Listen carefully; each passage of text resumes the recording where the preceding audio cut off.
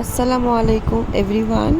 আবারও হাজির হলাম একটি নতুন রেসিপি নিয়ে, ভুড়ি ভুনা বা বট ভুনা, যে নামেই এটাকে চিনেন।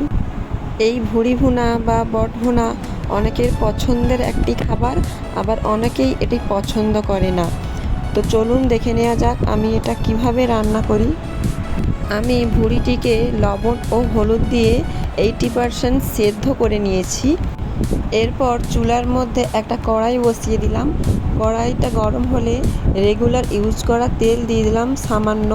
যেহেতু বট বা ভুড়িতে তেলের ভাগ বেশি থাকে। তেল গরম হয়ে গেলে গোটা গরম মশলা দিয়ে নাড়িয়ে চাড়িয়ে কুচিয়ে রাখা পেঁয়াজ দিয়ে দিলাম এবং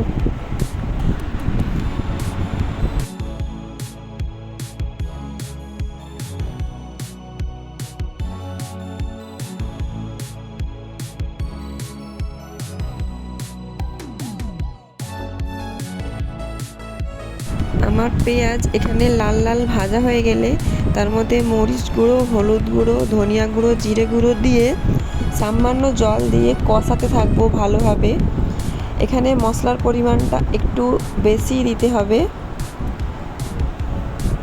এই ভুড়ি ভুনাতে মশলার পরিমাণটা একটু বেশি দিলে খেতে ভালো লাগবে।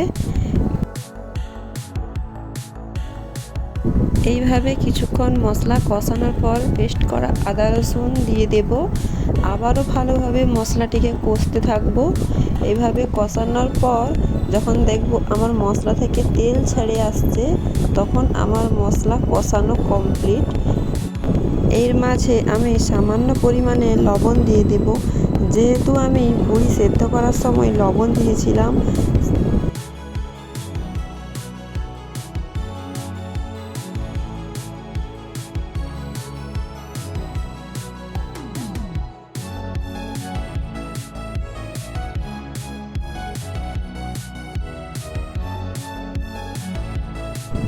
আমার মশলা কষানো প্রায় কমপ্লিট। এরপর আমি সিদ্ধ করে রাখা ভুড়ি বা বট তুলে দেব কড়াইয়ের মধ্যে। এইভাবে আমি মশলার সঙ্গে ভুড়ি বা বটটি কষতে থাকবো।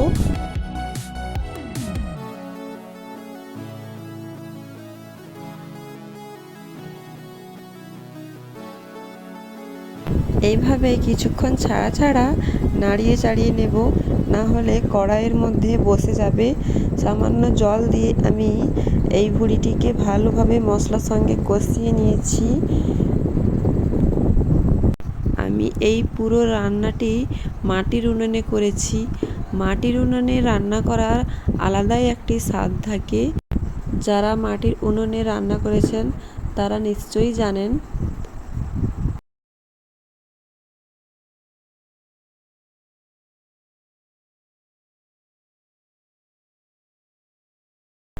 আমার ভিডিওটি ভালো লাগলে লাইক, কমেন্ট, শেয়ার করো এবং সাবস্ক্রাইব অবশ্যই করে দিও। পাশে থাকা অল নোটিফিকেশন অন করে রাখো, যাতে আমি নতুন ভিডিও ছাড়লে আপনাদের কাছে নোটিফিকেশন যায়। আমার ভুড়ি বা বটটি কষানো কমপ্লিট। এবার আমি জল ঢেলে কিছুক্ষণের জন্য ফুটতে দেব ঢাকা দিয়ে। এরপর আমার পুরো রান্না কমপ্লিট হয়ে গেলে আমি উপর থেকে সামান্য গরম মশলার গুঁড়ো ছিটিয়ে নেব। আমার রেসিপিটি কেমন হয়েছে জানিও।